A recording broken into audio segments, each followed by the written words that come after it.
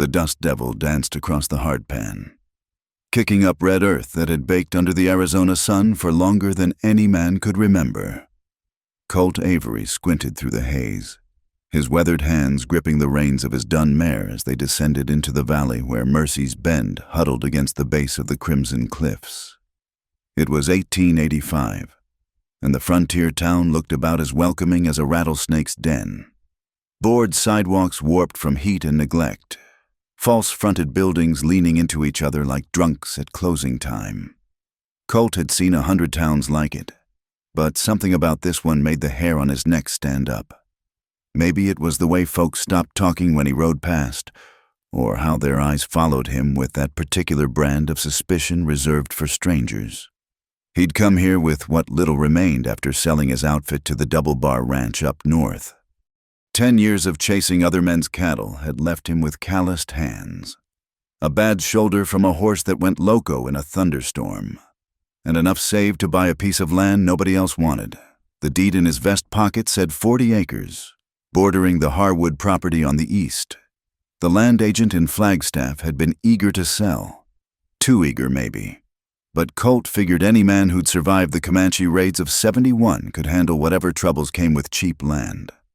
The Imperial Saloon sat at the center of Main Street, its batwing doors hanging crooked. Colt tied his mare to the hitching post and stepped inside, letting his eyes adjust to the gloom. The place smelled of stale beer, tobacco juice, and that particular mustiness that came from too many unwashed bodies in too small a space. "Whiskey," he told the bartender. A mountain of a man with arms like ham hocks. The conversation, which had dropped to murmurs when he entered, picked up again. Colt caught fragments, something about the upcoming cattle drive, complaints about the drought, and then a name that made several men chuckle darkly: the Widow Harwood. "You're the fellow bought the old Jameson place," the bartender said. Not a question, but a statement as he poured amber liquid into a glass that had seen better days. "That's right." Colt tossed back the whiskey. It burned like turpentine. A skinny cowpoke at the bar turned to size him up. "Hope you ain't planning on being neighborly with the widow. She's got a way of making men disappear." "That's so. Her husband strung himself up not 6 months after they wed." Another man chimed in, his face flushed with drink. "Found him hanging from the barn rafters, tongue black as coal." "Some say she drove him to it," the skinny one added. "Cold as a January creek, that woman. Won't talk to nobody. Keeps to herself like she's hiding something." Colt ordered another whiskey, but didn't drink it. In his experience, folks who talked most about their neighbors usually had the least worth saying. Still, he filed the information away. A woman alone on the frontier faced enough hardships without her neighbors adding to them. But sometimes there was truth buried in the gossip. He left the saloon as the sun began its descent toward the western peaks, painting the sky in shades of blood and fire. His new property lay 3 miles north of town, and he wanted to see it before dark. The mare picked her way along the wagon road, past sagebrush and barrel cactus, through a landscape that looked like God had forgotten to finish creating it. The Jameson place, his place now, wasn't much to look at. A 2-room cabin with a leaking roof, a corral with more gaps than fence, and a well that might or might not have water come summer. But the land itself had potential. A seasonal creek ran through the northern section, and there was good grazing in the draws where the sparse rain collected. As Colt dismounted to inspect the cabin, he noticed movement on the neighboring property. A woman in a faded blue dress was splitting wood behind a house that looked slightly better maintained than his own. Even from a distance, he could see the efficiency in her movements, the practiced swing, the clean split, the economical stacking. This had to be the infamous Widow Harwood. She must have sensed his gaze because she stopped mid-swing and turned. They were too far apart to make out features clearly, but Colt felt the weight of her stare. He touched the brim of his hat in greeting. She didn't acknowledge it, just went back to her work with renewed vigor, as if the wood had personally offended her. The cabin's interior was worse than the outside suggested. Pack rats had made nests in the corners, and the floorboards were soft with rot in places. But the stone fireplace was solid, and the walls were sound. Colt had slept in worse places. He unrolled his bedroll on the least damaged section of floor and settled in for his first night as a property owner. Sleep came fitfully. The coyotes sang their lonesome songs in the distance, and once he heard the scream of a mountain cat that raised the hair on his arms, but it was human sounds that fully woke him, the creak of footsteps on his porch. Colt's hand found his Colt .45 before his eyes were fully open. He lay still, listening. The footsteps retreated, followed by the soft nicker of a horse.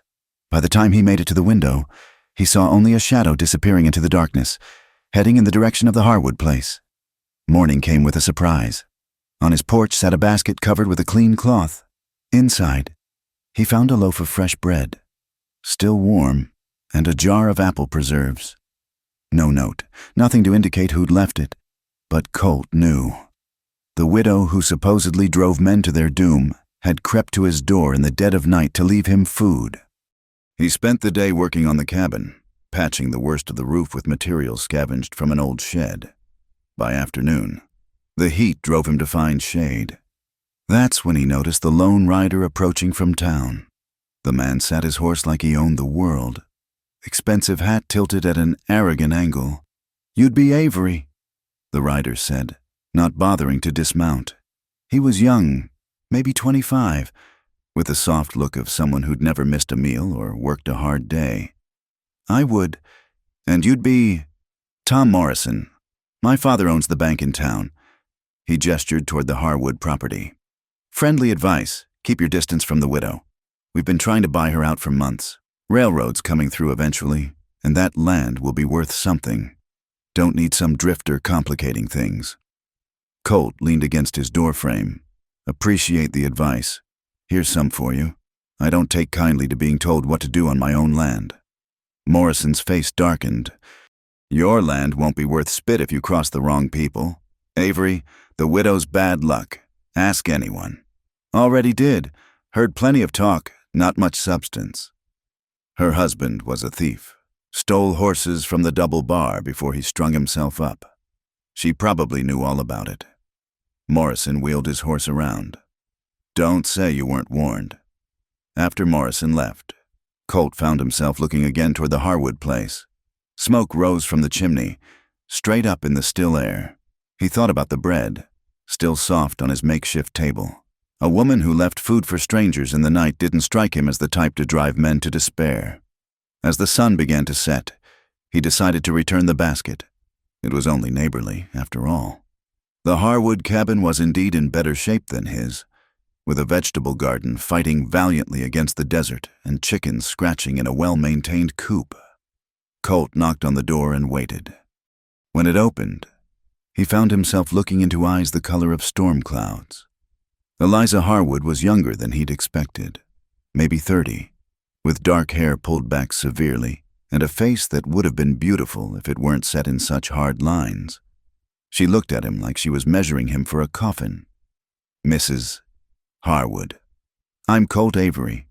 Wanted to return your basket and thank you for the bread." She took the basket without a word, started to close the door. "Why?" The question escaped before he could stop it. She paused. When she spoke, her voice was low and rough, like she didn't use it much. "You're new. Figured you hadn't eaten proper. Don't read more into it. Fair enough?" He touched his hat brim again. "If you need anything, wood chopped, repairs, I'm just next door."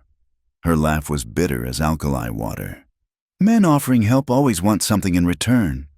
"Maybe so, but sometimes a man just recognizes when someone's carrying a load too heavy for one person." Something flickered in those storm cloud eyes.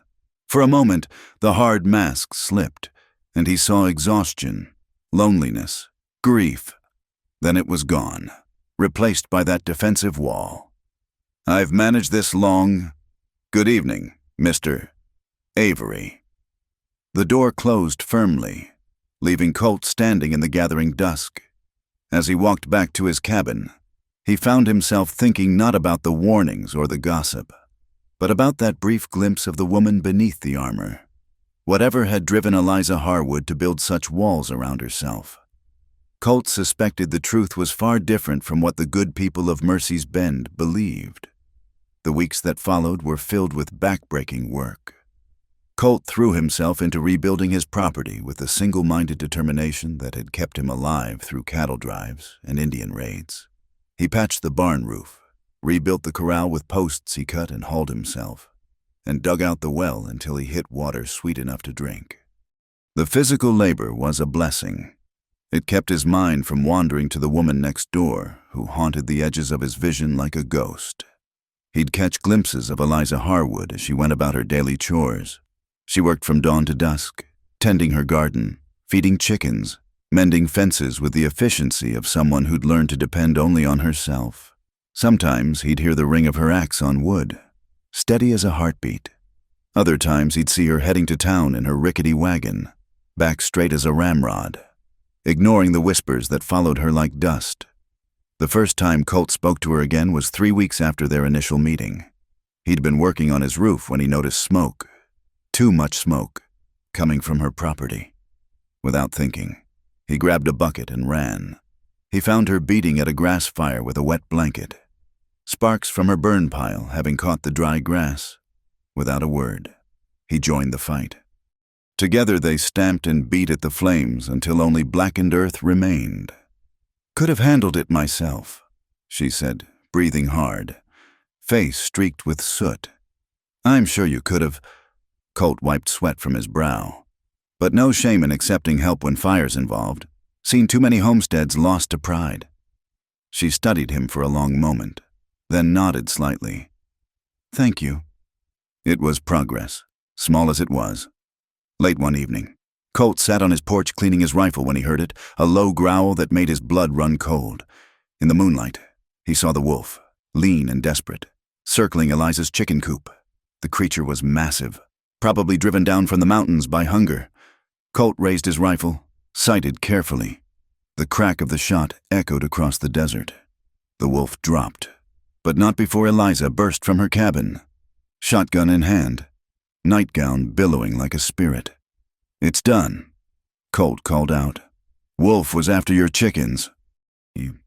She lowered the shotgun, walked to where the animal lay. In the moonlight, he could see her shoulders relax. "That's the one that's been stalking around. Lost 3 hens last month. Big fellow. Pelt might be worth something if you want it." She shook her head. "You shot it. It's yours." Was your chickens he was after. For the first time, he saw her almost smile. "You always this stubborn about giving things away, Mr. Avery?" "Oh. Only when I'm right. You always this stubborn about accepting help, Mrs. Harwood?" "Always." But there was less bite to it now. The next morning, he found a pie on his doorstep, apple, with a crust that spoke of skill and practice. He ate half of it for breakfast, savoring each bite. That afternoon, he skinned the wolf and spent hours preparing the hide. When it was ready, he left it on her porch with a note. "For your floor, winter's coming." Days passed in this careful dance. She'd leave food when she thought he wasn't watching. He'd chop extra wood and stack it where she could easily reach it. Neither acknowledged these gestures directly, but something was shifting between them. Slow as erosion, but just as inevitable. The change in weather brought new challenges. Colt had been so focused on immediate repairs, he'd neglected to stock supplies for winter. When he finally made it to Morrison's general store, he found prices had nearly doubled. "Supply and demand," Morrison Sr. said with a shrug that suggested he didn't much care if Colt starved. "Course, credit's available for the right sort of folk." The message was clear. Colt wasn't the right sort. He bought what he could afford and made do. But when the first cold snap hit, he realized his miscalculation. The cabin's chinking was worse than he'd thought, and wind whistled through gaps he hadn't noticed in warmer weather. It was during the 3rd night of freezing temperatures that she knocked. Colt opened the door to find Eliza bundled in a worn coat, carrying a pot that steamed in the cold air. "Saw your chimney's not drawing right," she said, not meeting his eyes. "Made too much stew." He stepped aside to let her in. She set the pot on his crude table, looked around the sparsely furnished cabin. Her gaze lingered on the gaps where wind entered, the meager supplies on his shelf. "You're not prepared for winter?" she said. It wasn't a question. "I'll manage." "Like I was managing with that fire?" The ghost of that almost smile returned. "Pride makes poor insulation. Mr. Avery." They ate the stew in companionable silence, the first meal they'd shared. When she rose to leave, Colt walked her to the door. "Why?" he asked again, the same question as that first night. This time she answered, "Because I remember what it's like to be alone and hungry in the cold. Whatever they've told you about me, I wouldn't wish that on anyone." After she left, Colt sat by his inadequate fire thinking. Tomorrow he'd go hunting, try to lay in meat for the winter. Maybe she'd accept some if he framed it as repayment for the stew. The hunt was successful, a decent-sized deer that would provide meat for weeks if properly preserved.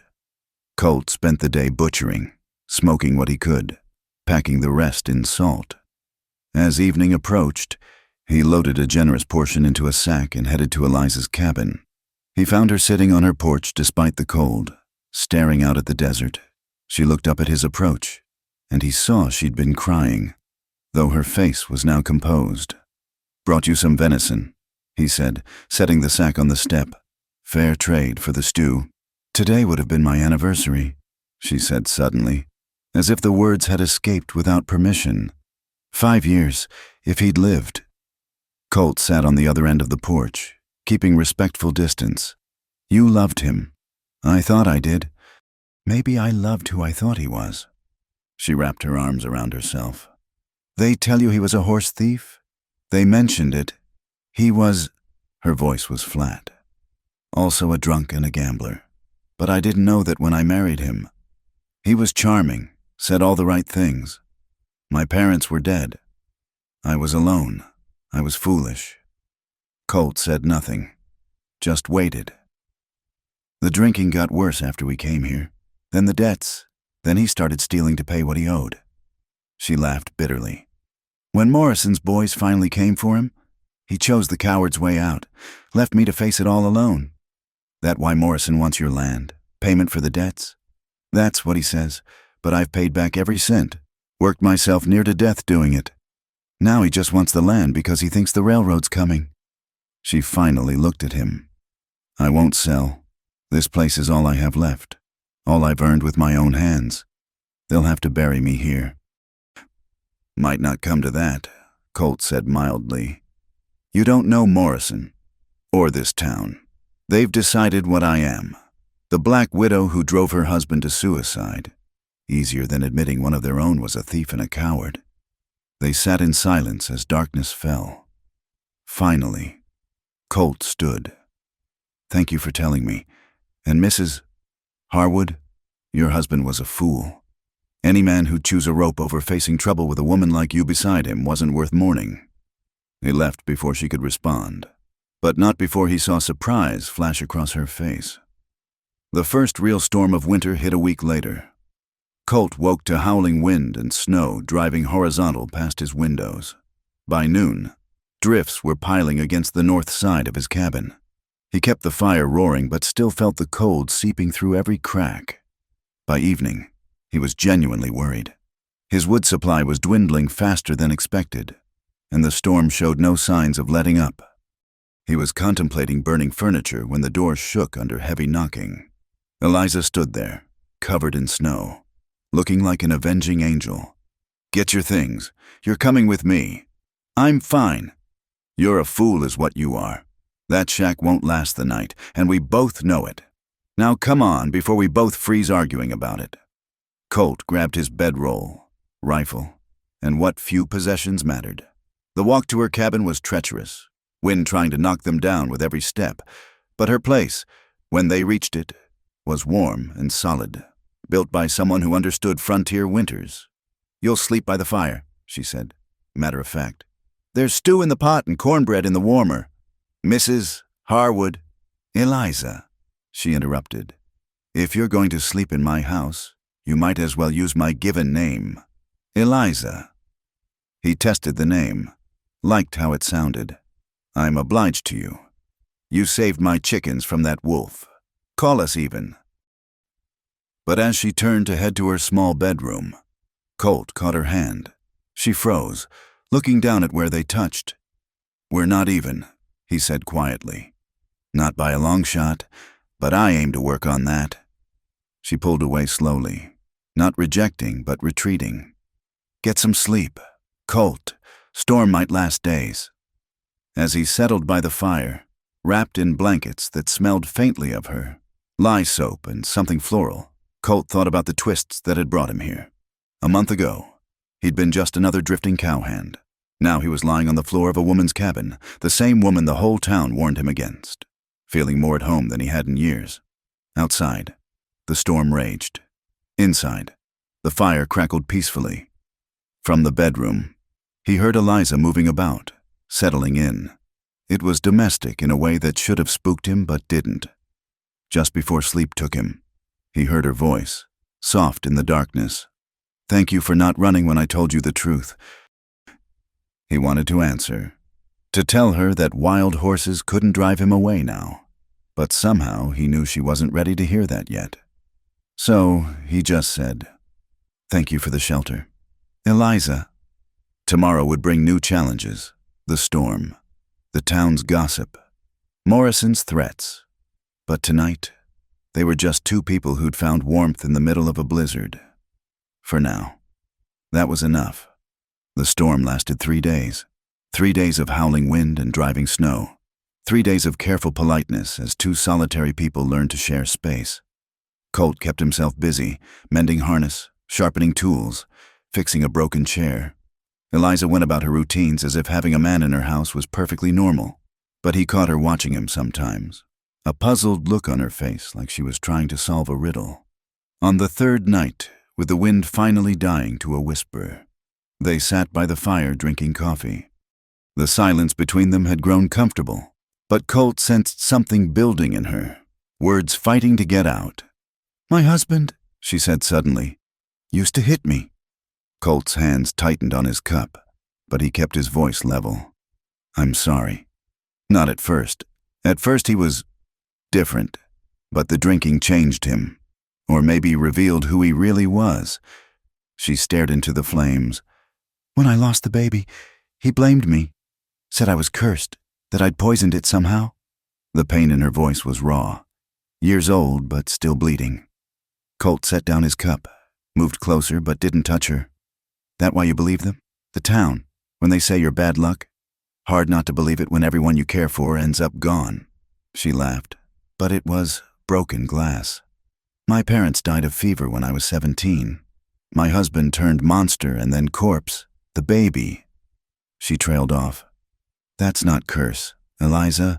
That's life being cruel, which it has a talent for." She looked at him then, really looked at him. "You don't scare easy, do you? Scared of plenty, just not of you." Something shifted in her eyes. She reached out, hesitant, and touched his hand where it rested on his knee. "I'm scared of you, I know." "Doesn't that bother you?" "No, you got cause to be scared.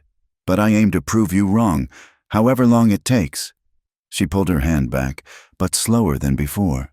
"The storm's breaking. You can go back to your place tomorrow." "If that's what you want. It's what's proper." "Since when has proper mattered to either of us?" That almost smile appeared again. "Go to sleep. Colt, tomorrow's going to bring enough trouble without adding to it tonight." She was right. By morning, the storm had passed, leaving crystalline air and snow drifts like frozen waves. Colt returned to his cabin to find the roof partially collapsed under the weight of snow. He stood looking at the damage, calculating what it would take to fix it, when he heard horses approaching. Tom Morrison led the group, flanked by 4 men who had the look of hired muscle.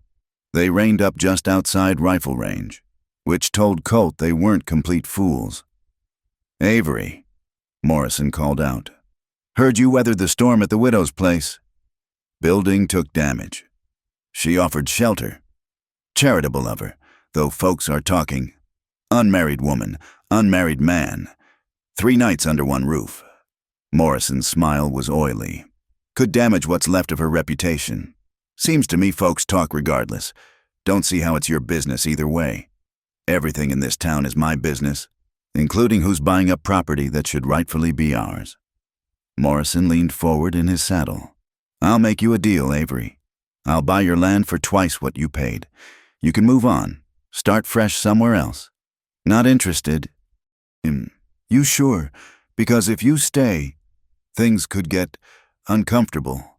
Your well might go bad. Cattle might sicken. Accidents happen on the frontier. Colt's hand dropped to his pistol. That a threat, Morrison? Just observations. Man's got to think about his future, and the future of anyone he cares about. Morrison's eyes flicked toward Eliza's property. Shame if the widow faced more troubles because of your stubbornness. You touch her, threaten her, even look at her wrong, and I'll kill you. Colt said it calm as discussing weather. That's not a threat. That's a promise. Morrison's men shifted nervously. Morrison himself paled slightly, but kept his sneer. You've made your position clear. Don't say you weren't warned. After they left, Colt stood in the snow, anger cold as the air around him. He knew men like Morrison, bullies who used money and influence like clubs, but he'd faced worse. The question was whether Eliza could handle what was coming. He found her feeding her chickens, scattering grain with mechanical precision. Morrison paid me a visit. I saw... She didn't look up. You should take his offer. Like hell. He'll make your life miserable. He's good at that. Let him try. Colt stepped closer. Eliza, look at me. She did, reluctantly. This isn't your fight. It is now. He wanted to touch her, offer comfort, but held back. Question is, will you let me stand with you, or are you going to keep pushing away anyone who gives a damn? Her face crumpled slightly, then reformed into those hard lines. I can't. I won't watch someone else get hurt because of me. Too late for that. I'm already in it. Might as well face it together. That night, Colt moved what he could salvage from his cabin to the barn.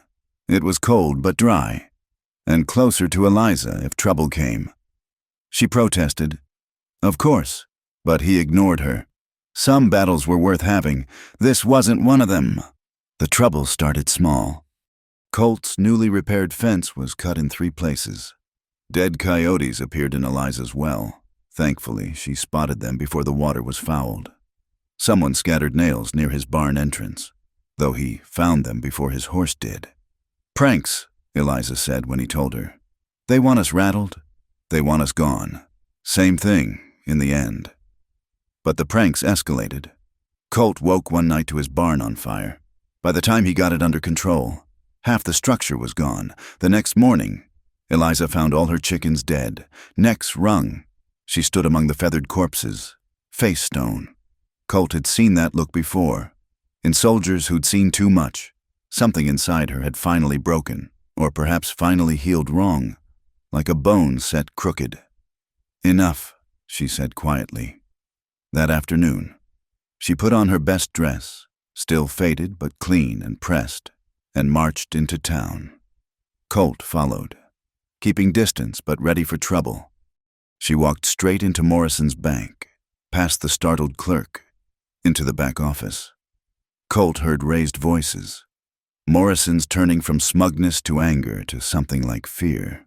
When Eliza emerged, she was calm as a frozen lake. What did you say to him? Colt asked as they walked back. I told him about the letters I've been writing, to the territorial governor, to the newspaper in Phoenix, about certain irregularities in his bank's dealings, about loans given to men who died conveniently soon after, about property seized for debts that were already paid. She smiled, sharp as winter. I've had 5 years to watch and listen. People forget I exist, so they talk freely. I know where everybody is buried in this town, figurative and otherwise. You've been planning this. I've been surviving. Now I'm done with just surviving. That night, she cooked dinner for both of them, moving around her kitchen with practiced grace. Colt watched her, this woman who'd transformed from wounded prey to dangerous predator. He should have been wary. Instead, he was fascinated. You're staring, she said without turning around. You're worth staring at. She did turn then, spoon in hand. Don't. Don't what? Don't look at me like that, like I'm something fine and good. You are. I'm broken. Colt. What happened today? That wasn't strength. That was desperation wearing a brave face. He stood, crossed to her in 2 strides. So what if it was? You did what needed doing. That's all any of us can manage. She was trembling now, the spoon clattering as she set it down. I'm so tired of being strong. Then don't be. Not tonight. Not with me. The dam broke. She collapsed against him, sobbing like her heart was breaking. Maybe it was. Colt held her, one hand in her hair, the other around her waist, feeling her shake apart in his arms. He murmured nonsense, the same sounds he'd used to calm a spooked horse, until the storm passed. When she finally pulled back, her face was blotched and swollen. I must look a fright. You look real. Rather see that than all the masks you wear. She reached up, touched his face. Her fingers were calloused from work, gentle as butterfly wings. What do you want from me, Colt Avery? Everything, nothing, whatever you're willing to give. And if all I have is broken pieces, then I'll take those and be grateful. She kissed him then, sudden and desperate. It tasted of salt and sorrow and something hungry. When she pulled away, they were both breathing hard. I can't promise anything, she whispered. I'm not asking for promises. I'm asking for a chance. She nodded slowly. Stay tonight. Not in the barn. Here, with me. They moved into her small bedroom like sleepwalkers, careful and uncertain. In the darkness, she was soft gasps and clutching hands, whispering his name like a prayer. He was gentle as he knew how to be, aware of her fear, her courage, the trust she was placing in him. Afterward, she curled against him, head on his chest. I thought I'd forgotten how to feel anything but afraid. And now I'm terrified. But it's different, like being afraid of lightning but still running into the storm. He pressed a kiss to her hair. Storm's not so bad once you're in it. Liar. But she was smiling against his skin. They fell asleep tangled together. While outside, the wind sang through the desert. Tomorrow would bring new battles. Morrison wouldn't give up easily, and the town's gossip would turn vicious. But tonight, 2 broken people had found something whole between them. It was enough. For now, it was everything. Spring came slowly to the high desert, creeping in with tiny wildflowers that pushed through the rocky soil and the return of birdsong at dawn. Colt had been living in Eliza's barn for 2 months now, though he spent most nights in her bed. They'd fallen into a rhythm, working their separate properties by day, sharing meals and more by night. It wasn't perfect, but it was theirs. The town's reaction had been predictable. Women crossed the street to avoid Eliza, as if her supposed sins might be contagious. Men made crude jokes when Colt came to town for supplies. But Morrison had been surprisingly quiet since Eliza's visit to his bank, which worried Colt more than any open threat. He's planning something, Colt said one evening as they sat on her porch watching the sunset paint the cliffs crimson. Let him plan. Eliza was mending one of his shirts, her fingers sure on the needle. I meant what I told him. I've got enough information to ruin him twice over. Information's only good if you're alive to use it. She looked up at him, that half smile he'd grown to love playing at her lips. You worried about me. Colt Avery? Every damn day. The smile faded. She set aside the mending and moved to sit beside him on the bench he'd built. I'm not going anywhere. Promise? I told you I don't make promises. Then I'll make one for both of us. He took her hand, traced the calluses with his thumb. I'm not letting anything happen to you. Not Morrison, not this town, not your own stubborn pride. That's a lot to take on. I've handled worse. She leaned into him, and they sat in comfortable silence as darkness fell. But the peace was shattered by the sound of horses approaching fast. Colt was on his feet, rifle in hand, before the riders came into view. There were 6 of them, faces masked with bandanas. They reined up just outside the ring of lamplight from the house. Evening, Widow Harwood, one called out. voice muffled but familiar. "Got a message from Mr. Morrison. He's done being patient. You've got 3 days to accept his offer on your land." After that, well, accidents happen. "Tell Morrison he can go to hell," Eliza said, steady as iron. Now that's not neighborly. The speaker dismounted, took a few steps forward. "Maybe you need convincing." Colt stepped between them, rifle raised. "That's close enough. This ain't your business, Drifter. I'm making it my business. Now get off her land before I forget my manners." The masked man laughed. 6 against 1? You ain't that fast, cowboy." "No, but I'm motivated, and I guarantee I'll take at least 3 of you with me. Question is, which 3 want to die for Morrison's money?" The riders shifted nervously. The leader held up a hand. 3 days. Widow. Think hard about your options." They wheeled and rode off, leaving dust and threats hanging in the air. Colt lowered his rifle but didn't relax. "Pack a bag. You're not staying here tonight. I won't be driven from my home. Not driven. Strategic retreat. We need help, and I know where to find it." An hour later, they were riding through the darkness toward the Double Bar Ranch. Colt had worked there briefly, and while he hadn't parted on the best terms, he knew the foreman. Jake Sullivan was a fair man who hated Morrison's strong-arm tactics. They reached the ranch before midnight. Sullivan, grizzled and suspicious, met them at the door with a shotgun. "Colt Avery, heard you'd settled nearby." His eyes flicked to Eliza. "This the widow everyone's talking about? This is Eliza Harwood, and she needs help. Morrison's trying to run her off her land." Sullivan studied them for a long moment, then stepped aside. "Come in. Coffee's on." They sat around Sullivan's kitchen table, and Colt laid out the situation. The foreman listened, face growing darker with each detail. "Morrison's been squeezing folks for years," Sullivan said finally. "But the law won't touch him. He owns the sheriff. What do you need from me?" "Men," Colt said bluntly. "Just for a few days. Show of force might make Morrison think twice. And if it doesn't, then we deal with that when it comes." Sullivan nodded slowly. "I'll talk to the boys. Can probably spare 4 or 5 who'd enjoy tweaking Morrison's nose. But Avery, this could get ugly. Already is ugly." They stayed the night at the Double Bar. Eliza in the guest room. Colt in the bunkhouse with the hands. But he couldn't sleep, couldn't stop thinking about the fear he'd seen flash across her face when those riders appeared. By dawn, he'd made a decision. He found her saddling her horse, preparing to return home. "We need to talk. If you're about to suggest I run away, save your breath. Not run, fight, but smart." He caught her hands, stilled them on the saddle. "Marry me." She jerked back like he'd slapped her. "What? Hear me out. Right now, you're a woman alone, easy target. But if we're married, legally married, that changes things. Makes it harder for Morrison to move against you without moving against me, and gives us legal standing if we need to fight him in court.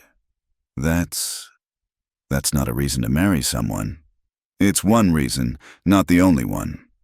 Her face cycled through emotions, shock, fear, something that might have been longing. "Colt, I can't. My first marriage?" "I'm not him." He pulled her close, gentle but insistent. "I'm not asking for your surrender. Eliza, I'm offering partnership, equal stakes, equal say. We face whatever comes together. And if I'm truly cursed, if something happens to you because of me, then I'll die knowing I stood beside the strongest woman I've ever met. Not many men get that privilege." She was crying now, silent tears sliding down her cheeks. "You damn fool. You beautiful, stubborn, damn fool." "Is that a yes?" "It's a maybe.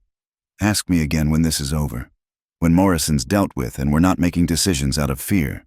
"Fair enough. But I'll keep asking until you say yes." They returned to find 5 Double Bar hands already at Eliza's property, looking tough and cheerful.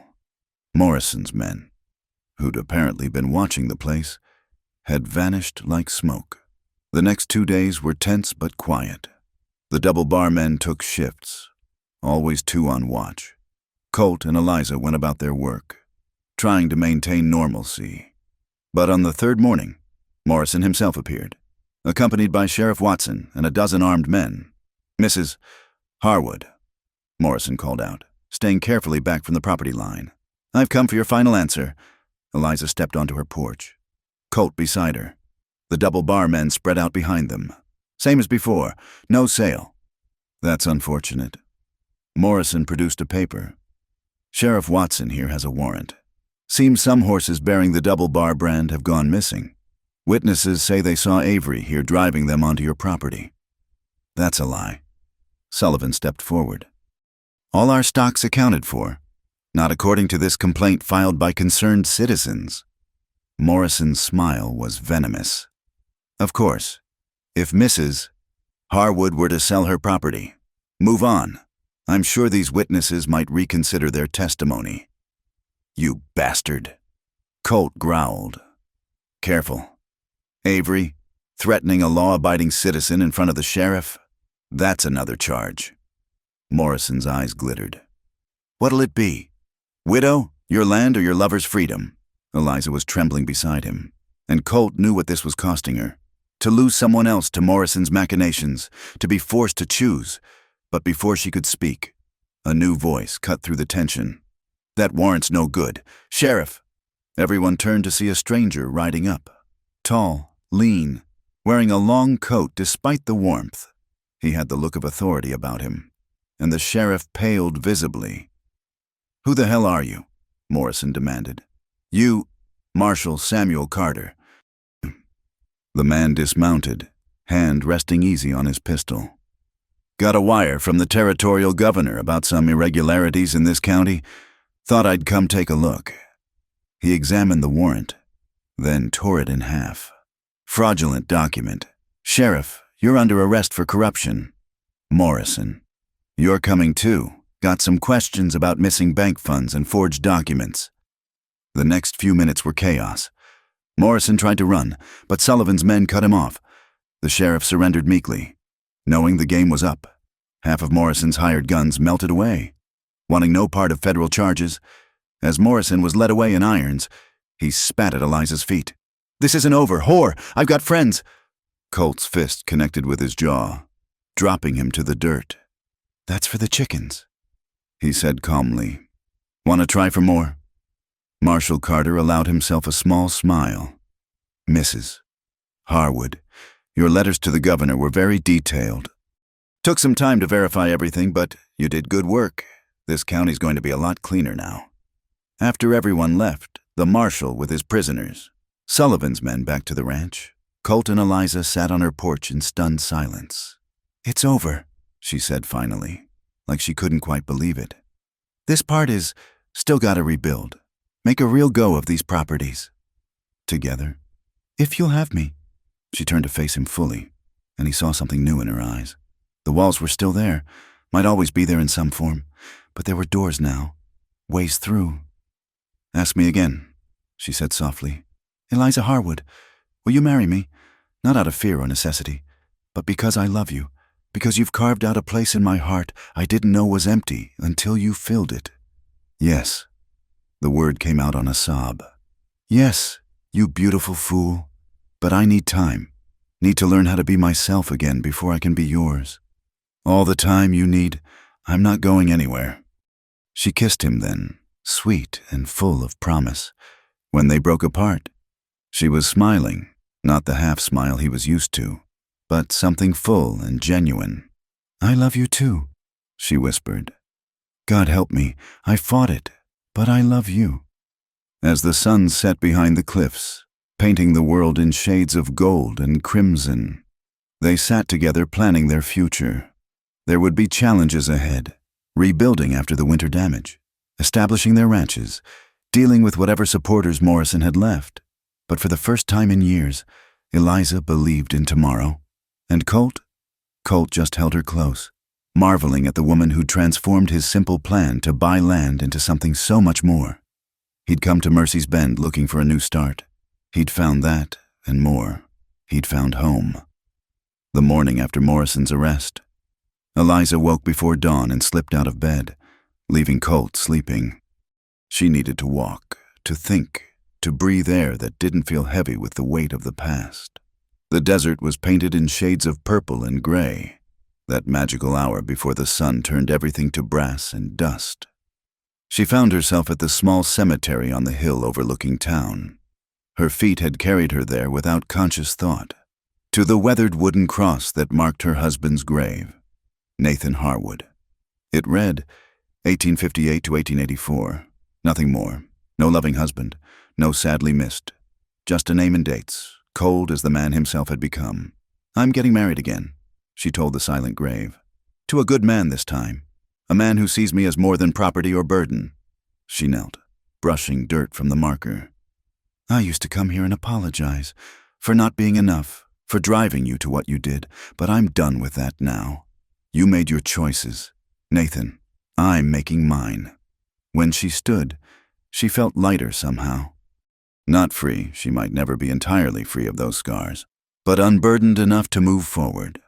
She turned to find Colt watching from a respectful distance, and wasn't surprised. He had a way of knowing when she needed him. How long have you been there? Long enough. He approached slowly, reading her mood. You all right? Better than all right. She took his offered hand. I'm ready. For what?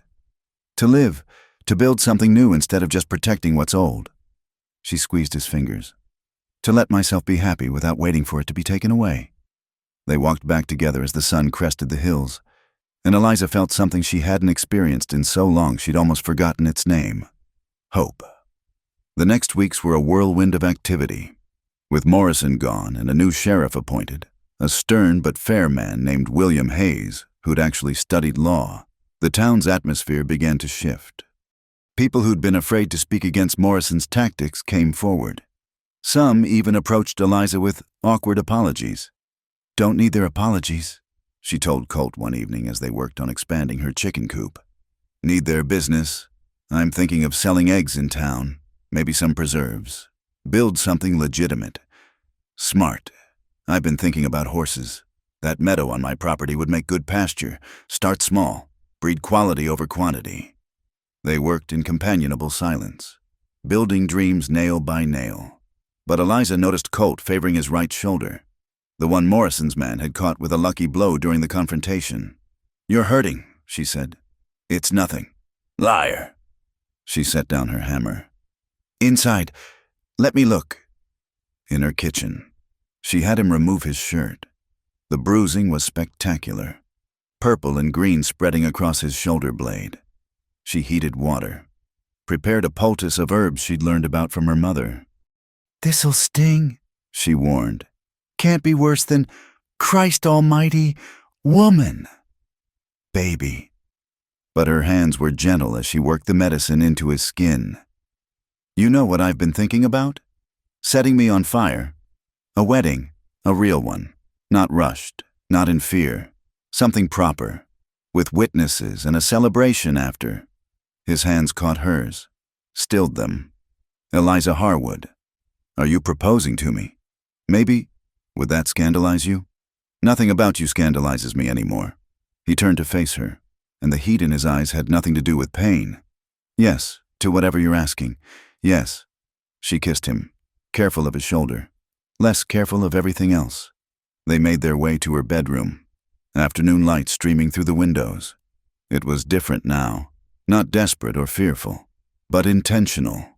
A claiming and a promise all at once. Later, as they lay entwined, Colt traced lazy patterns on her bare shoulder. When? 6 weeks. Give us time to finish the spring work. Let people get used to the idea. She propped herself up on an elbow. I want to do it right this time. Want the whole town to see that I'm choosing you, not settling or surviving. Whatever you want, long as I get to call you wife at the end of it. But their peace was shattered 3 days later when a rider appeared at Eliza's gate. He was young, maybe 19, with Morrison's weak chin and cold eyes. You the widow? He asked without dismounting. I'm Eliza Harwood, and you'd be Peter Morrison. Tom's my brother. His hand hovered near his pistol. Came to settle accounts. Colt emerged from the barn, rifle casual in his hands. No accounts to settle here. Boy, Your brother brought his troubles on himself. He's in prison because of her lies. He's in prison because he's a thief and a bully, Eliza said calmly. If you've come to make threats, not threats, promise. The boy's face twisted. My family's ruined. Banks closed, assets seized, all because some whore couldn't keep her mouth shut. Colt started forward, but Eliza caught his arm. Go home, Peter. There's nothing for you here but more trouble. I'll go when I'm ready. And lady, watch your back, both of you. He wheeled his horse and galloped off. We should tell Sheriff Hayes. Colt said, Tell him what? That a boy made vague threats? Hayes has real crimes to deal with. But Eliza's face was troubled. Though I'll sleep better with the rifle loaded. For a week, nothing happened. They went about their work, always alert but trying not to let fear rule them. The new chicken coop was finished, and Colt had started breaking ground for his horse corral. They'd even ridden into town together, enduring stares and whispers to order supplies for the wedding. It was a quiet evening when it happened. Eliza was in her garden, tending the tender shoots of vegetables she hoped would survive the desert heat. Colt had ridden to the double bar to look at horses Sullivan was willing to sell. She was alone when she heard the footsteps. Peter Morrison stood at her garden gate, but he wasn't alone. 3 rough-looking men flanked him, the kind who'd do anything for drinking money. Evening, widow. She straightened slowly, hand going to the small pistol she'd taken to carrying in her apron pocket. You're not welcome here. Public road, free country. His smile was ugly. Heard you're planning a wedding. Shame if something happened before the happy day. State your business or leave. My business? He spat tobacco juice near her feet. My business is making sure you pay for what you done to my family. Tonight seems good as any. They moved forward as one. Eliza got her pistol clear, fired once, catching one man in the shoulder. But then they were on her. She fought with the fury of someone who'd survived too much to die easy, nails and teeth and the knife from her boot. But there were too many. A rope went around her throat from behind. As blackness crept in from the edges, she heard Peter's voice, distant and ugly. String her up from her own porch. Let her man find her swinging. But then, gunfire, shouts. The pressure on her throat released and she collapsed, gasping. Through blurred vision, she saw Colt wading through the attackers like an avenging angel. He'd learned death in places meaner than this, and it showed. When the dust settled, 2 men were dead, 1 was bleeding out, and Peter Morrison was on his knees. Colt's gun pressed to his temple. No, Eliza croaked, struggling to her feet. Not like this. He tried to hang you, and if you kill him like this, you're no better. She touched Colt's arm. Let the law have him. Let him rot in prison like his brother. For a moment, she thought Colt might pull the trigger anyway. Then he stepped back, reversed the gun, and brought the butt down on Peter's head. The boy crumpled. Sheriff Hayes arrived within the hour, summoned by the gunfire. He took statements, examined the scene, had Peter and the surviving attacker hauled to jail. You folks all right? Hayes asked. We will be, Eliza said, though her voice was still rough. Colt hadn't let go of her since the sheriff arrived, as if afraid she'd vanish if he loosened his grip.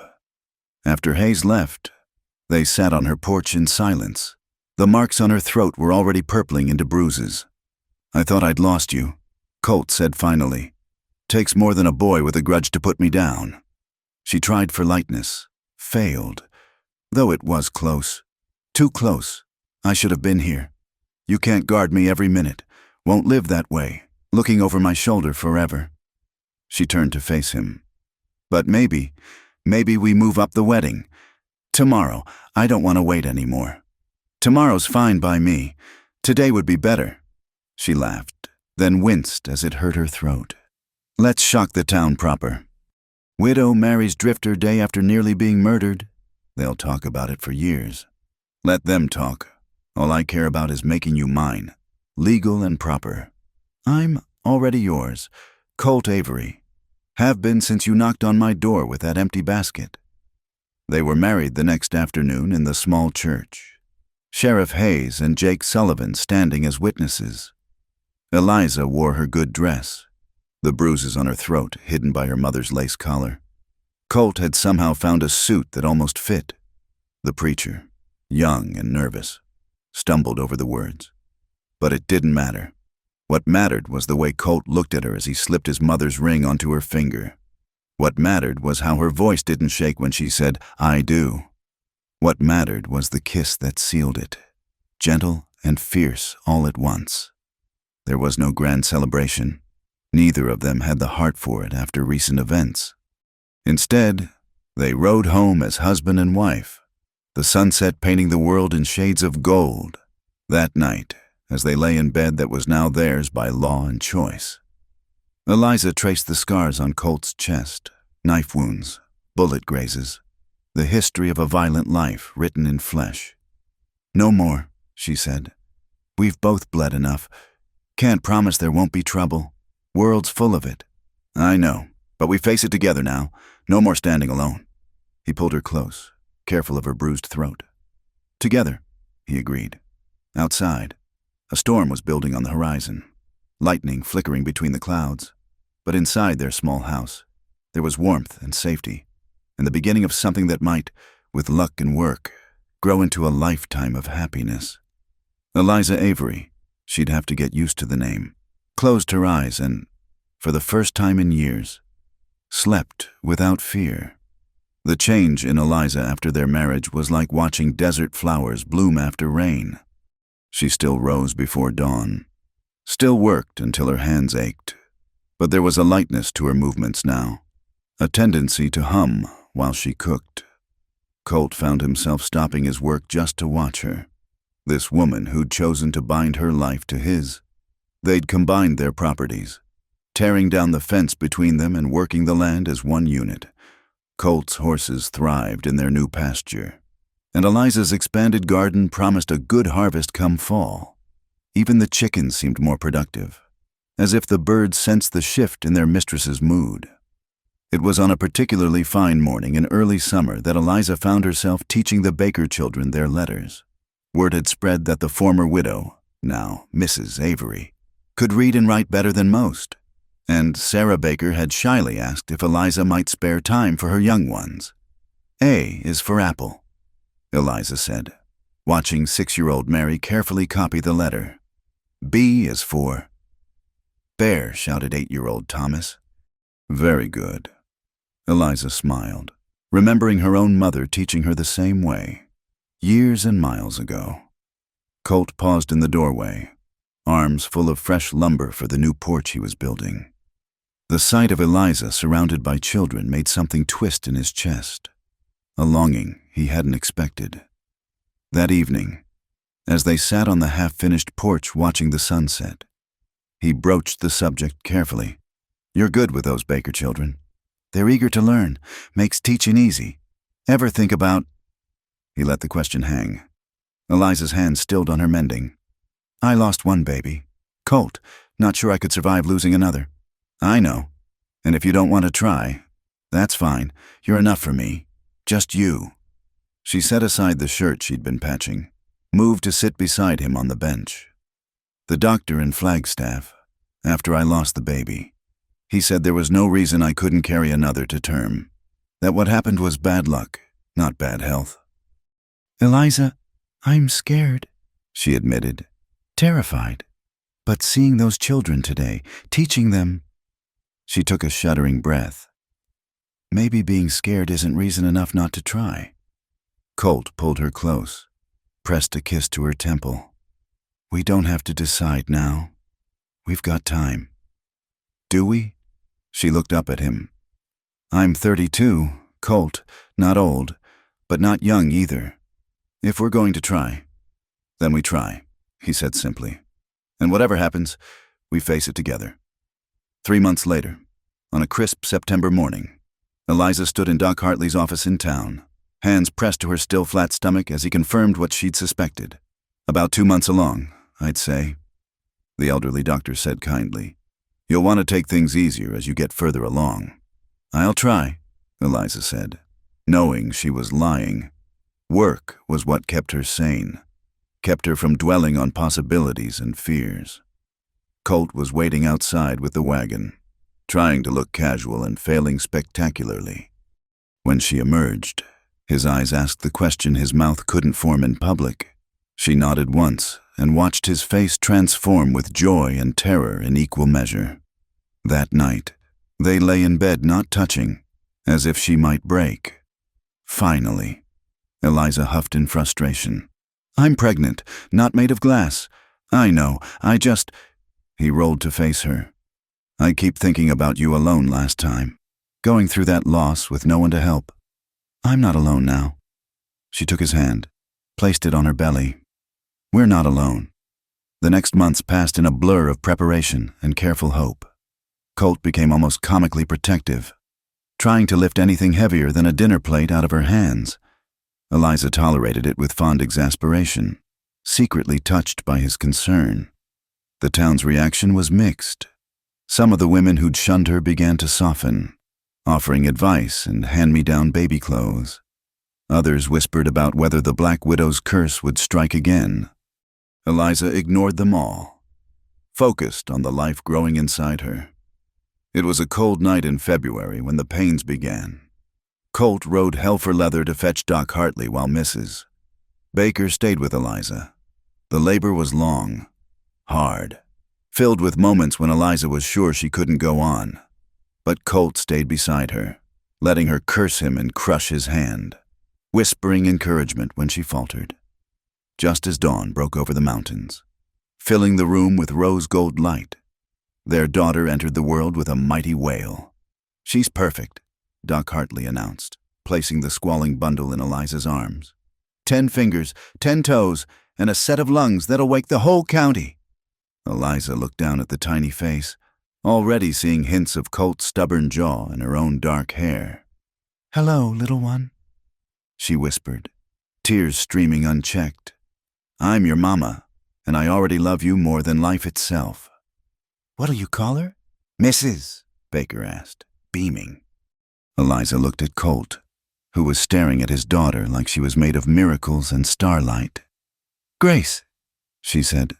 "Grace Margaret Avery, for the grace that brought her father to me, and for my mother who would have loved her."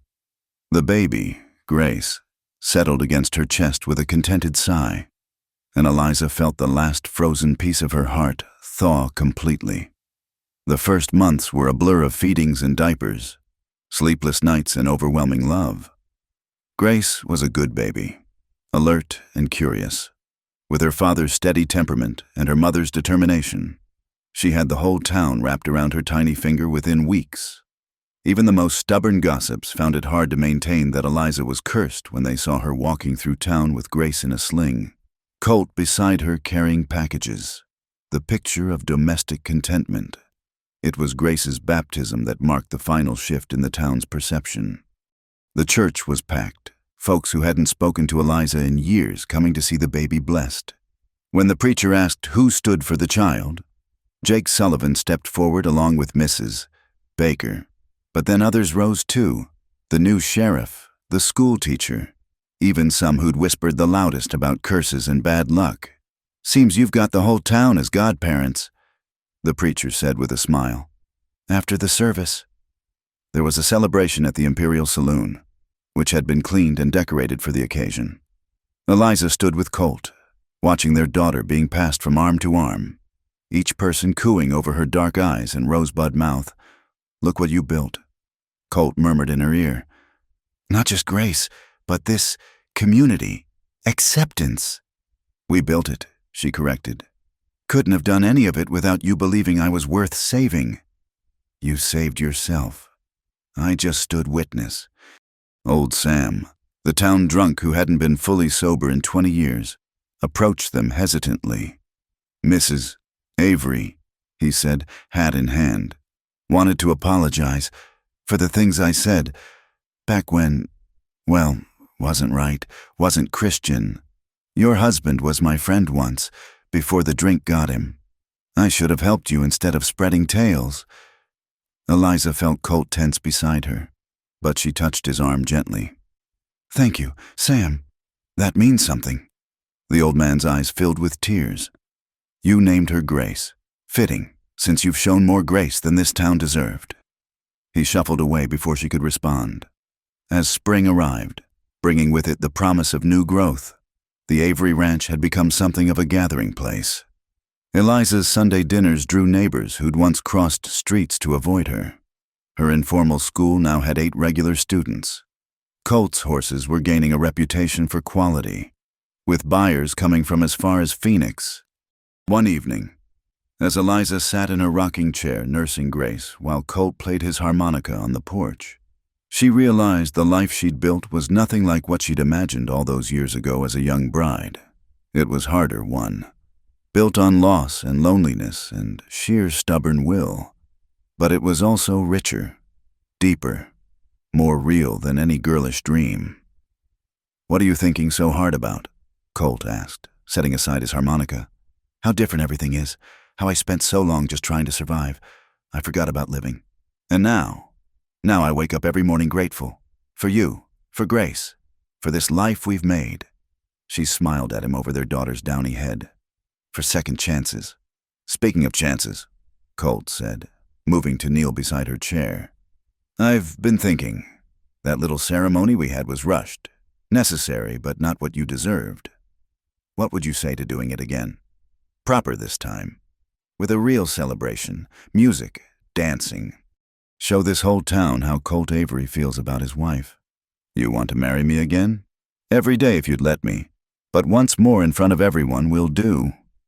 Grace finished nursing and gazed up at her parents with solemn dark eyes, as if weighing in on the decision. "What do you think, little miss?" Eliza asked her daughter. "Should Mama marry Papa again?" Grace gurgled and waved a tiny fist, which Colt took as enthusiastic approval. "Yes," Eliza said, laughing. "Yes to a proper wedding. Yes to dancing. Yes to everything." As night fell over the Arizona desert, the little family sat together on their porch, planning a future that once seemed impossible. In the distance, a coyote called to its mate, and the sound no longer seemed lonely, but like a celebration of surviving, of finding your place in a harsh world. Eliza looked down at Grace, sleeping peacefully in her arms, then at Colt, who was sketching out plans for expanding the house. Her heart was so full it almost hurt. She'd lost her first chance at happiness to cruelty and cowardice. But here, in this unlikely place with this unexpected man, she'd found something better, a love built on mutual respect, shared struggle, and the kind of trust that only comes from seeing each other at their worst and choosing to stay anyway. "I love you," she said suddenly, needing to voice it. Colt looked up, smiled that crooked smile that still made her stomach flutter. "I love you too, Mrs.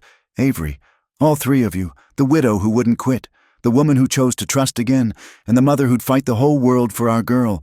Just those 3? Well," he said, moving to sit beside her, "I'm also partial to the woman who makes the best apple pie in the territory, who can outshoot half the men in town, and who still blushes when I kiss her neck right. Here." "Colt Avery," she protested, laughing as Grace stirred at the noise. "You'll wake the baby." "Then I guess I'll have to be quieter," he murmured, and proceeded to demonstrate just how quiet he could be while still making his wife forget all about propriety and sleeping infants. Later, with Grace settled in her cradle and the house quiet around them, Eliza traced patterns on Colt's chest and marveled at how far they'd come, from suspicion to trust, from loneliness to partnership, from mere survival to abundant life. "No regrets?" Colt asked softly. "Only one," she admitted, "that it took so long to find you.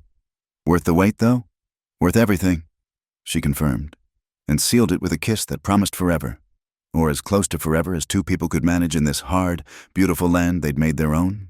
The riders came at dawn, their shadows long and menacing against the red earth. Colt saw them first from the barn where he'd been tending a mare with a split hoof. 3 men, moving with the purposeful pace of those who meant business, bad business. "Eliza," he called quietly, not wanting to wake Grace. "Company." She appeared in the doorway, took one look at his face, and disappeared back inside. He heard the distinctive sound of their rifle being taken from its place above the mantel. The lead rider was a stranger, but he had the look of money about him. Store-bought clothes, silver conchos on his saddle, the kind of mustache that required daily grooming. The two flanking him were hired muscle, their hands resting casual-like near their guns. "Morning," the lead man said, not bothering to dismount. "Name's Harrison Wells, representing the Southwestern Rail Consortium. Railroad finally coming through?" Colt kept his tone neutral, though his gut was already telling him this wasn't a social call. "Indeed it is. Track will run right through this valley, bringing prosperity to everyone smart enough to seize the opportunity." Wells produced a map from his saddlebag, unfolded it with a flourish.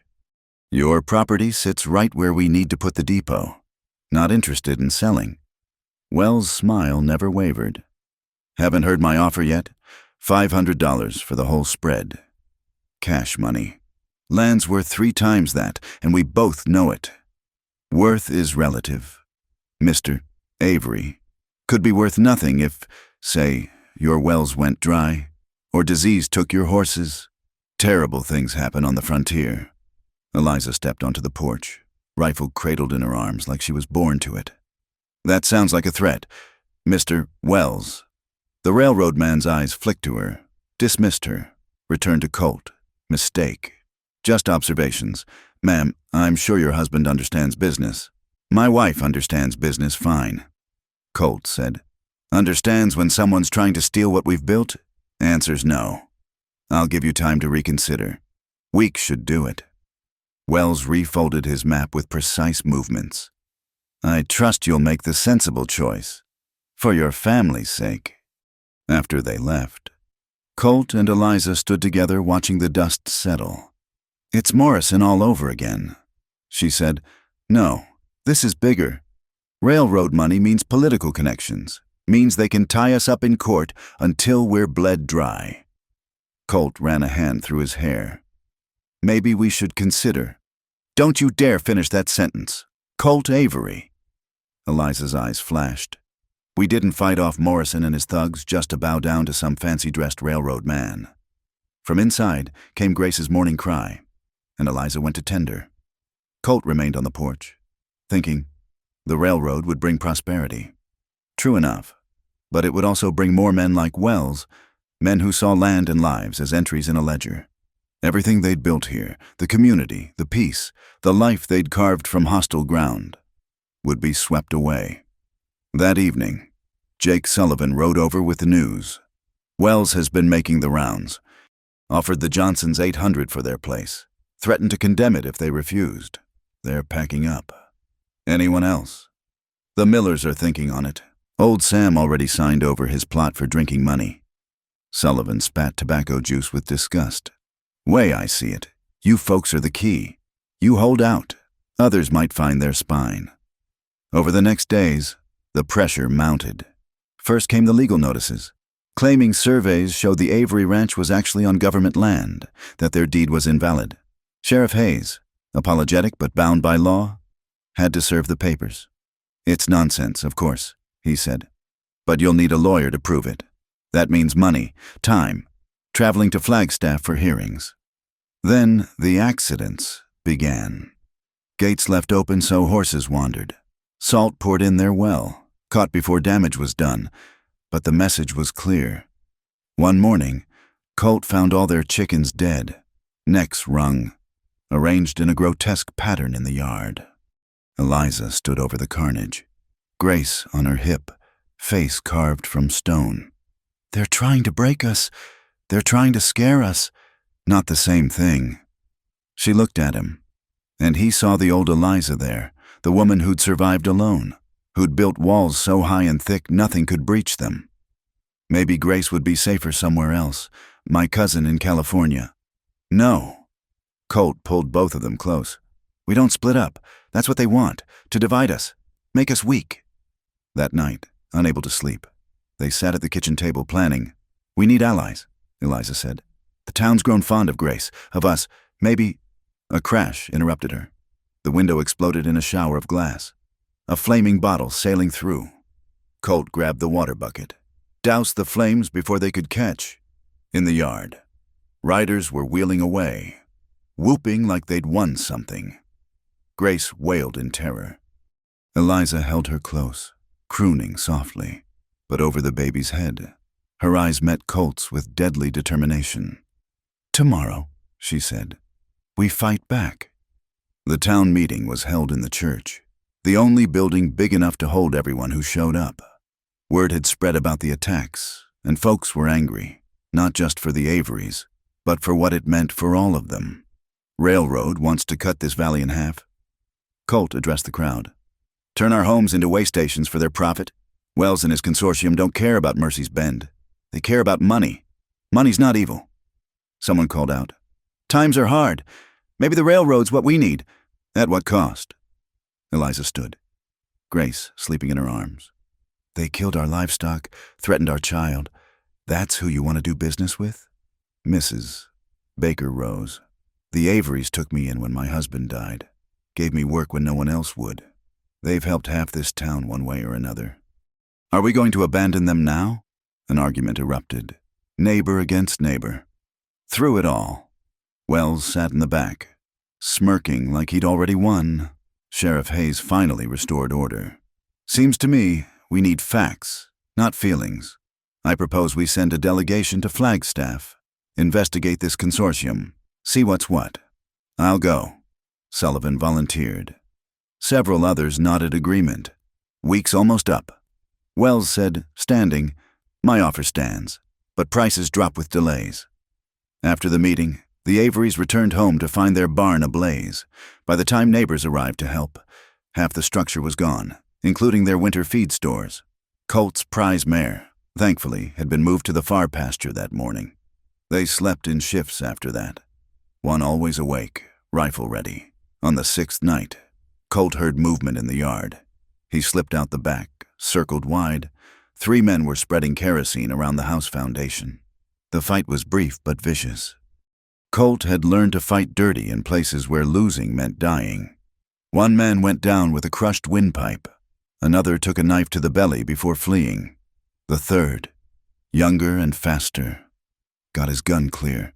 The shot was impossibly loud in the still night. Colt felt the burn across his ribs. Fired back. The man spun and fell. Eliza burst from the house, rifle ready, but it was over.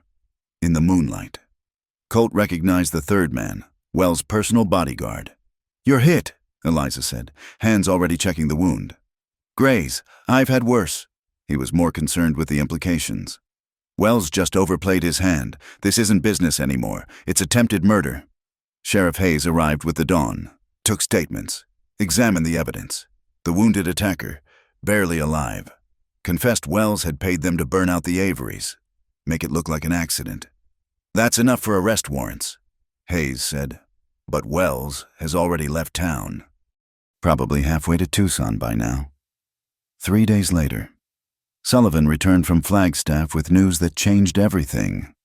"The Southwestern Rail Consortium doesn't exist," he announced to the gathered crowd. Wells was a confidence man, collecting down payments on land he'd never buy, making promises about a railroad that was never coming. The revelation hit the town like a thunderbolt. Those who'd sold cheap felt cheated. Those who'd held out felt vindicated. But for the Averys, it was a hollow victory. Their barn was still half gone, their sense of security shattered. "We survived," Eliza said that night, rebandaging Colt's ribs. "That's what matters. Is it enough, living like this, always waiting for the next threat?" She was quiet for a long moment. Then, "Do you remember what you told me once? About facing things together?" "I remember." "Then that's what we do. We rebuild the barn. We raise our daughter. We make this place so strong, so prosperous, that no one, railroad man or confidence artist or anyone else, can take it from us." Grace stirred in her cradle, making soft baby sounds. Colt reached down, let her tiny hand wrap around his finger. "She deserves better than always looking over her shoulder," he said. "Then we'll give her better. We'll make this town, this valley, this life so good she'll never want to leave." Eliza smiled, fierce and beautiful. "We've come too far to quit now." The rebuild began immediately. The town, shamed by how easily they'd been divided, rallied to help. The barn rose again, stronger than before. The Johnsons returned, sheepish but welcomed. Even old Sam, sober for the first time in years after losing his land to a phantom, pitched in. One evening, as the sun painted the cliffs in shades of rose and gold, Colt found Eliza teaching Grace to walk in the yard. Their daughter, almost a year old now, took wobbling steps between her mother's outstretched arms, laughing with pure joy. "Look at her," Eliza said, eyes bright with tears. "Fearless, like her mother, like both her parents." She caught Grace as she toppled, swung her up high. "We're going to be all right, aren't we?" Colt wrapped his arms around both of them, his whole world in one embrace. "We're going to be better than all right. We're going to thrive."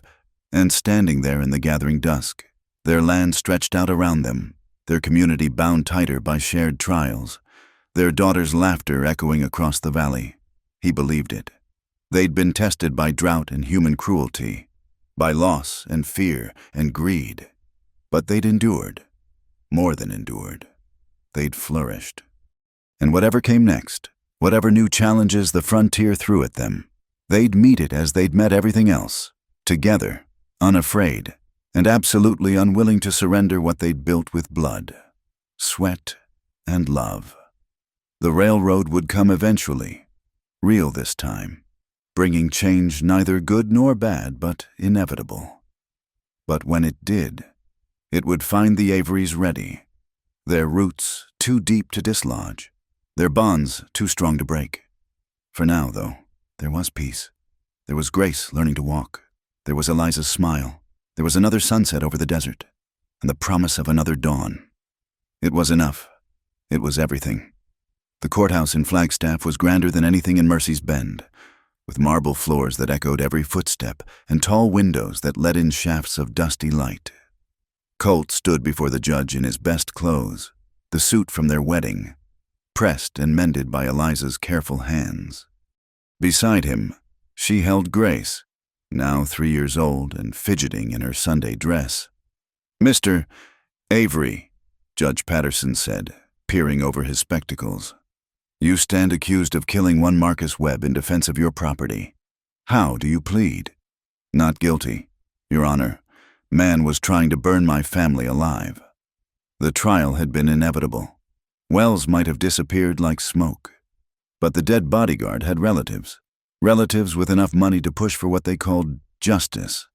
The fact that the man had been attempting murder seemed less important than the fact that he was dead, and Colt Avery was not. The prosecutor, a thin man named Hartwell, painted Colt as a violent drifter who'd brought nothing but trouble to Mercy's Bend. "Ladies and gentlemen of the jury, we have a man with no past, no family connections, who appears in a peaceful town and within months is involved in multiple violent altercations." Objection. Colt's lawyer, young Samuel Brennan from Tucson, stood. "Mr. Avery's past is not on trial. The events of that night are..." The first day was brutal. Witness after witness testified to Colt's violent nature. The fight with Morrison's men. The confrontation with Peter Morrison. Every scuffle and harsh word twisted into evidence of a dangerous man. That night, in their hotel room, Eliza held him close. "They're trying to make you into a monster." "Maybe they're not wrong. I've killed men. Eliza, more than just Webb. In defense, in war, to protect others." She cupped his face, forced him to meet her eyes. "You're the gentlest man I know when gentleness is called for, and the fiercest when fierceness is needed. That's not monstrosity. That's strength." Grace, sleeping between them, murmured and tucked closer to her father. Even in sleep, she knew where safety lay. The second day brought their own witnesses. Jake Sullivan testified to Colt's character, his work ethic, his devotion to family. Mrs. Baker spoke of how he'd helped rebuild her henhouse after a storm, asking nothing in return. Even old Sam, sober and respectable now, told how Colt had found him passed out in a blizzard and carried him to safety. But it was Eliza's testimony that turned the tide. "Mrs. Avery," Brennan asked gently, Tell us about that night. She spoke clearly, without dramatics, painting a picture of terror. The broken window, the fire, the men circling their home like wolves. They'd already burned our barn, killed our stock. This time, they came for us, for our daughter. And your husband's response? He did what any man would do, what any father would do. He protected his family. Her voice broke slightly. If he hadn't, Grace and I would be dead. Hartwell tried to shake her on cross-examination. Isn't it true you've been involved in violence before? That your first husband died under suspicious circumstances? Eliza's chin lifted. My first husband took his own life after stealing horses and facing justice. I've spent years atoning for his sins, building a good life, an honest life. What happened that night wasn't about the past. It was about men trying to murder a sleeping child for money. The jury deliberated for less than an hour. Not guilty, the foreman announced, and Eliza sagged against Colt in relief. Outside the courthouse, Brennan shook their hands. Go home, live your lives, and try to stay out of courtrooms. The journey back to Mercy's Bend took 3 days. They camped under the stars. Grace chattering about everything she'd seen in the big town, oblivious to how close she'd come to losing her father. On the second night, as Grace slept and they sat by the dying fire, Eliza spoke into the darkness. I was so scared. Of the trial. Of losing you. Of being alone again. Of Grace growing up without... She stopped, composed herself. I'm not that strong. Colt, not strong enough to do this without you. He pulled her close. You're the strongest person I know. But you don't have to be. Not anymore. I'm not going anywhere. Promise. I promise. They returned to find the ranch thriving under Sullivan's temporary care, and the town decorated with ribbons and bunting. Welcome home party, Sheriff Hayes explained, grinning. Folks wanted to show their support. The celebration lasted well into the night. Tables groaned under the weight of food. Fiddle music filled the air, and Grace danced with anyone who'd spin her around, watching his daughter laugh, his wife smile, his neighbors celebrate. Colt felt something he'd never expected. Complete belonging. Speech, someone called out, and others took up the cry. Colt stood, uncomfortable with attention, but knowing it was expected. I'm not much for speeches, but I want to say, when I came here, I was just looking for a piece of the land, somewhere to stop drifting. What I found was more than land. I found a home, a family, a community worth fighting for, so thank you, all of you, for standing by us. Eliza rose beside him, Grace in her arms. 5 years ago, this town barely tolerated me. Now you're family, all of you, and families stick together, through good times and bad, so here's to Mercy's Bend. May we all prosper together. The cheer that went up could probably be heard in Flagstaff. Later, as they finally made their way home, Grace asleep in the wagon bed. Eliza leaned against Colt's shoulder. Did you mean it? About finding more than you were looking for? Every word. He kissed the top of her head. Came looking for 40 acres and a fresh start. Found you. Romantic fool. You're romantic fool. The ranch, when they reached it, looked exactly as they'd left it, and completely different.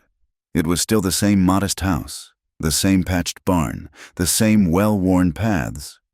But now it was truly theirs, tested by fire and law, blood and tears. Every board, every stone, every handful of earth had been fought for and won. That night, after Grace was tucked in bed with her rag doll, Colt and Eliza stood on their porch looking out over their land. The moon was full, turning the desert silver and shadow. What are you thinking? Eliza asked. About the future. Grace'll need schooling beyond what you can teach. Maybe siblings. The ranch needs expanding if we're going to make a real go of the horse breeding. Big dreams. Seemed to recall someone saying we should make this place so strong, so prosperous. No one could take it from us. Wise woman, whoever she was. Eliza turned in his arms, looked up at him with eyes full of promise. So what's first? First, Colt grinned. First, I think we work on those siblings for Grace. Eliza laughed, swatted his chest, but didn't protest when he swept her up and carried her inside. Some conversations didn't need words. The dawn found them tangled together, planning in whispers so as not to wake Grace. A larger house with a proper schoolroom, better breeding stock from California, maybe even a trip to San Francisco. Show Grace the ocean. And if trouble comes again? Eliza asked. Then we face it, like we always do. Together. No other way. Grace appeared in the doorway then, rubbing sleepy eyes, dragging her doll. Mama, Papa, can I come cuddle? They made room for her between them, their little family complete in the big bed Colt had built with his own hands. Outside, the ranch was waking up, horses nickering for their morning feed, chickens scratching in the yard, the endless cycle of life on the frontier.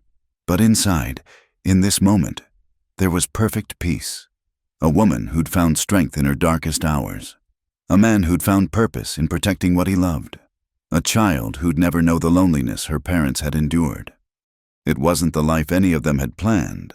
Eliza had dreamed once of a simple, quiet existence with her first husband, before learning that some dreams were nightmares in disguise. Colt had expected to drift forever, working other men's cattle, belonging nowhere. Grace, well, Grace hadn't existed to dream at all. But here they were, forged by adversity into something unbreakable. The widow who'd refused to be broken. The cowboy who'd chosen to stand and fight. The child who was living proof that love could bloom even in the harshest ground.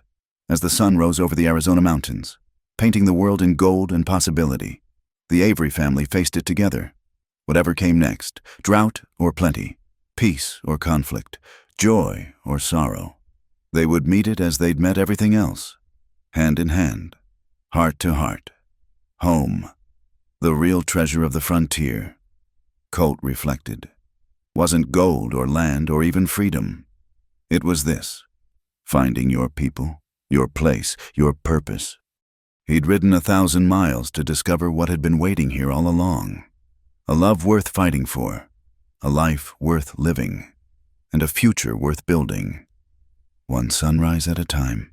I love you, Eliza murmured, already drifting back to sleep. Love you too, he replied, pressing a kiss to her hair. Both of you, all of you. Forever. And in the growing light of a new day, with his family safe in his arms and their hard-won peace stretching out before them, Colt Avery knew he was the richest man in all of Arizona, not in gold or cattle or acres, but in the only currency that truly mattered. Love, family, home. The rest, as Eliza would say, was just details. Thank you so much for listening to this Wild West love story.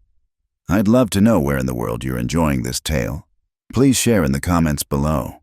Don't forget to subscribe to From Wild West channel and let me know your thoughts on Colt and Eliza's journey. Your support means everything, and I can't wait to share more frontier adventures with you.